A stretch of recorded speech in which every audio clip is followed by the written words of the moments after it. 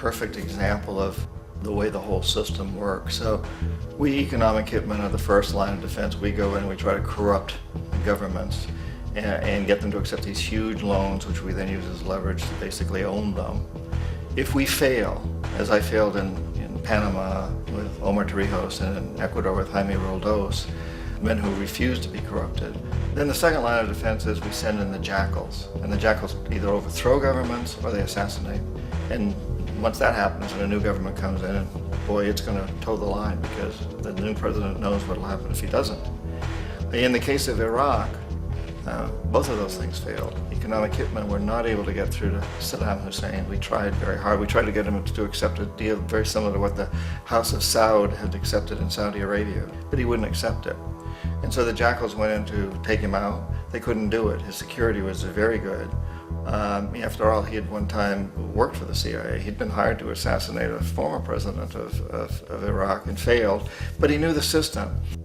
So in '91, we send in the troops and we take out the Iraqi military. So we assume at that point that Saddam Hussein is going to come around.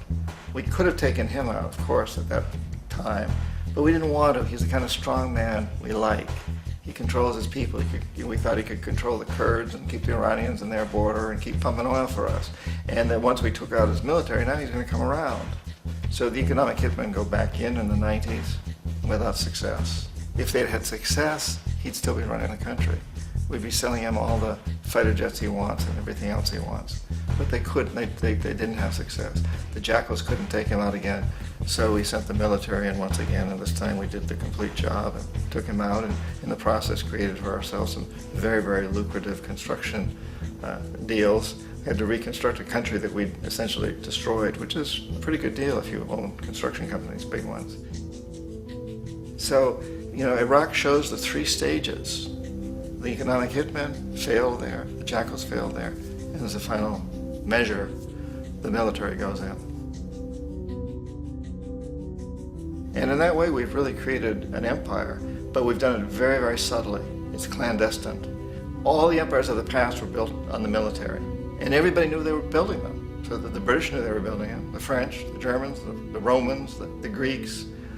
And they were proud of it, and they always had some excuse like spreading civilization, spreading some religion, something like that. But they knew they were doing it. We don't. The majority of the people in the United States have no idea that we're living off the benefits of a clandestine empire, that today there's more slavery in the world than ever before. And then you have to ask yourself, well, if it's an empire, then who's the emperor? Obviously, our presidents of the United States are not emperors. An emperor is someone who's not elected, doesn't serve a limited term, and doesn't report to anyone, essentially. So you can't classify our presidents that way. But we do have what I consider to be the equivalent of the emperor, and it's what I call the corporatocracy.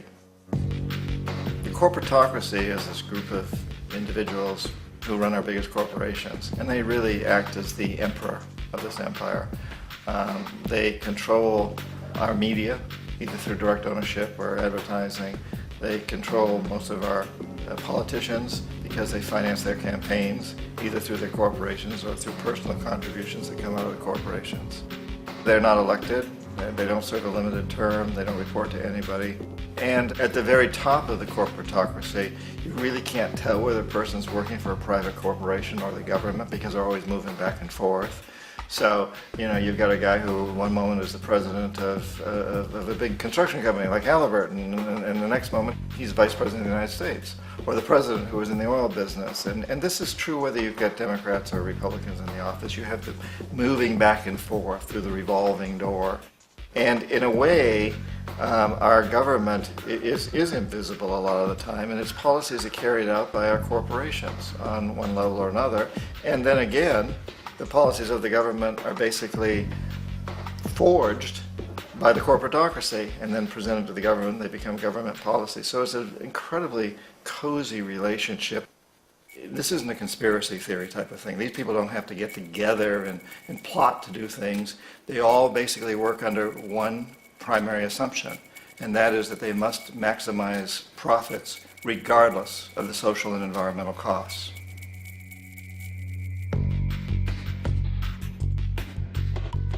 This process of manipulation by the corporatocracy through the use of debt, bribery, and political overthrow is called globalization.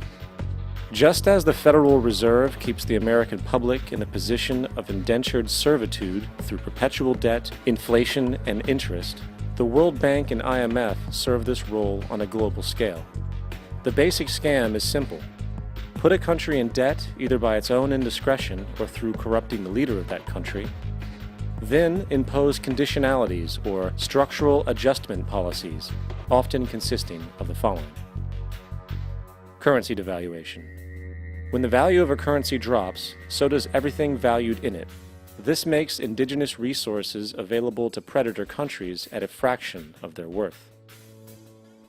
Large funding cuts for social programs.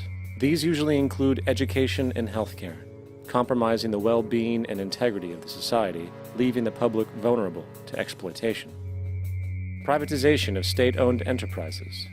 This means that socially important systems can be purchased and regulated by foreign corporations for profit. For example, in 1999, the World Bank insisted that the Bolivian government sell the public water system of its third largest city to a subsidy of the U.S. corporation Bechtel.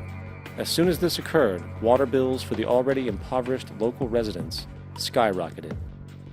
It wasn't until after a full-blown revolt by the people that the Bechtel contract was nullified. Then there is trade liberalization, or the opening up of the economy through removing any restrictions on foreign trade. This allows for a number of abusive economic manifestations, such as transnational corporations bringing in their own mass-produced products, undercutting the indigenous production and ruining local economies. An example is Jamaica, which, after accepting loans and conditionalities from the World Bank, lost its largest cash crop markets due to competition with Western imports. Today, countless farmers are out of work, for they are unable to compete with the large corporations. Another variation is the creation of numerous seemingly unnoticed, unregulated, inhumane sweatshop factories, which take advantage of the imposed economic hardship.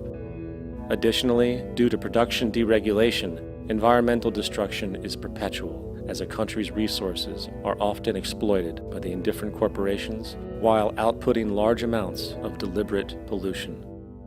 The largest environmental lawsuit in the history of the world today is being brought on behalf of 30,000 Ecuadorian Amazonian people against Texaco, which is now owned by Chevron. So today it's against Chevron, but for activities conducted by Texaco. Estimated to be more than 18 times what the Exxon Valdez dumped into the coast of Alaska. In the case of Ecuador, it wasn't an accident. The oil companies did it intentionally. They knew they were doing it to save money out there rather than arranging for proper disposal.